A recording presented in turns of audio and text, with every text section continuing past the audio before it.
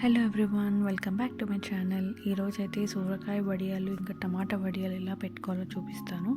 So దానికి సూరకాయ ఇలా తీసుకొని కట్ చేసుకున్నాము. అండ్ చూస్తున్నట్టయితే అది మంచిగా మనం పొట్టు తీయకుండానే మనం ఏంటంటే కూరుకోవాలన్నమాట. ఇలా గ్రేట్ చేసుకోవాలి, మొత్తం గ్రేట్ చేసుకొని అలా పక్కకు పెట్టుకోవాలి. అండ్ సమ్మర్ అంటే నాకైతే వడియాలు గుర్తొస్తాయండి. బికాస్ పప్పన్నంకి మాత్రం వడియాలు పర్ఫెక్ట్ కాంబినేషన్ అని చెప్పొచ్చు. అలా గ్రేట్ చేసుకున్న సొరకాయతో పాటు ఇంగ్రీడియంట్స్ వచ్చేసి నువ్వులు, పచ్చిమిర్చి అండ్ ఇవి ధనియాలు, పెసరపప్పు చాలా ఇంపార్టెంట్ ఇక్కడ, అండ్ జీలకర్ర.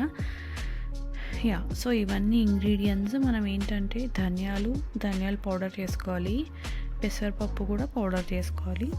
అలా చేసుకున్న ధనియాల పౌడర్ని ఈ తురుముకున్న సొరకాయ ఉంటుంది కదా అందులో వేసుకోవాలన్నమాట. అండ్ నెక్స్ట్ తగినంత పసుపు వేసుకొని మంచిగా మొత్తం కలిసేలాగా కలుపుకోవాలండి. అండ్ నెక్స్ట్ తగినంత కారం, అంటే పచ్చిమిర్చి ఏదైతే మనం మిక్సీ పట్టుకున్నామో అది. మీరు ఒకవేళ ఎక్కువ తిన్నట్లయితే కొంచెం ఎక్కువ వేసుకోండి, లేదా అకార్డింగ్ టు యువర్ టేస్ట్ వేసుకోండి పచ్చిమిర్చి. అండ్ తగినంత సాల్ట్ కూడా వేసుకోండి. మంచిగా వేసుకొని మొత్తం అన్నీ కలిసేలా కలుపుకోండి అనమాట.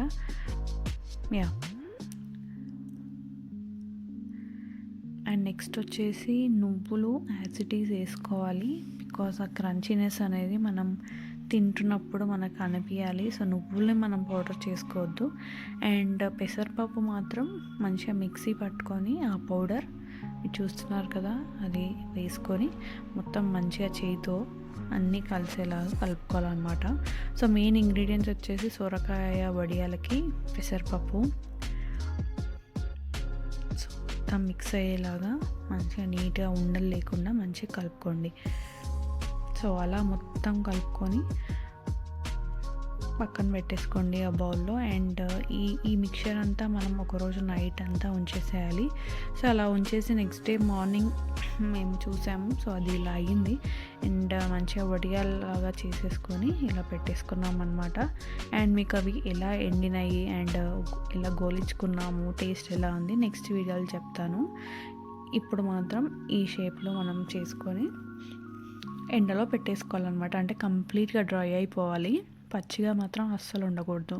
అంతే, ఇవే సొరకాయ వడియాలు. అండ్ నెక్స్ట్ వచ్చేసి దోసకాయ ఇలా షేప్లో కట్ చేసుకొని మజ్జిగ మిగిలి ఉంటే అది అందులో సాల్ట్ వేసుకొని మేము 1-2 days నానబెట్టి ఎండలో పెట్టామన్నమాట. అవి కూడా ఎలా అయిందో తర్వాత చెప్తాను మీకు. అండ్ నెక్స్ట్ వచ్చేసి టమాటా వడియాలు. దానికోసం టమాటోస్ ఇలా కట్ చేసుకున్నాము. అండ్ నువ్వులు, అటుకులు మెయిన్ ఇంగ్రీడియంట్.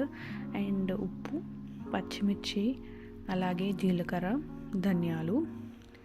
సో అండ్ ఇప్పుడు ఏంటంటే మనం టమాటోస్లో ఏమేమి వేసుకున్నామో చూద్దాము. టమాటోలో తగినంత పసుపు వేసుకుందాము. అండ్ ఆ తర్వాత ధనియాలు ఉంటుంది కదా, ధనియాల పౌడర్ వేయాలి. అండ్ నువ్వులు యాస్టీస్ వేయాలి చెప్పాను కదా. అండ్ ఇప్పుడు తగినంత పచ్చిమిర్చి వేసుకోండి. ఆల్సో తగినంత ఉప్పు వేసుకోండి.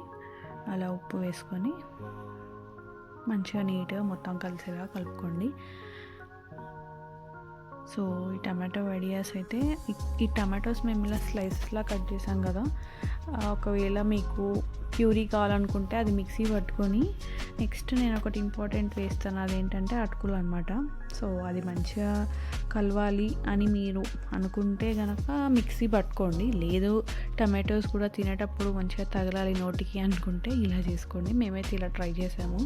ఇలా మొత్తం కలుపుకొని మంచిగా 1 day అయితే పెట్టేయాల్సిందే సొరకాయ అండ్ టమాటో వడియాస్. అండ్ నెక్స్ట్ డే మార్నింగ్ మనం చూసుకున్నట్టయితే ఇలా మంచిగా అయిపోతాయి. అవన్నీ మనం వడియాల్లాగా మంచిగా అప్పాల్లాగా చేసుకొని చిన్న చిన్నగా. ఇది నెక్స్ట్ డే మార్నింగ్ అనమాట. ఇలా మంచిగా ఆ టమాటో జ్యూస్ అనేది అందులో అటుకుల్లో అంతా వెళ్ళిపోయి ఇలా అయిపోయినాయి. సో ఇలా మేము అన్ని ప్లేట్స్లో అన్ని సొరకాయ వడియాలు, దోసకాయ, టమాటా వడియాలు, ఇంకా చల్లమిరపకాయలు అంటారు కదా, అవి కూడా సేమ్ అలా మజ్జిగలో దోసకాయ ఎలా వేసామో అవి కూడా అలా వేసామన్నమాట ఇంట్లో ఉంటే. మీరు చూస్తున్నారు కదండి, ఇవన్నీ మంచిగా ఇవి దోసకాయ, అవేమో చల్లమిరపకాయలు, అవి అలా ఎండబెట్టుకున్నాము. అండ్ ఎండిన తర్వాత కంప్లీట్గా ఇలా వస్తుంది పిక్చరు. సో అవైతే మేము మంచిగా గోలిచ్చుకున్నాము. ఇవైతే దోసకాయ వడియాలు ఇలా అయ్యాయండి, చూస్తున్నారు కదా, క్రంచీగా క్రిస్పీగా ఉన్నాయి. అండ్ ఇవైతే టమాటా వడియాలు, చూసారు కదా ఎంత క్రిస్పీగా అయ్యాయో. టమాటా అండ్ సొరకాయ రెండు కలిసిపోయాయి. అండ్ ఇవైతే చల్లమిరపకాయలు, ఇవి కూడా యమ్మీగా ఉండే. సో లాస్ట్కి అయితే ఇలా అయ్యాయి. ఒకవేళ ఇది మీకు నచ్చినట్లయితే please do subscribe to my channel.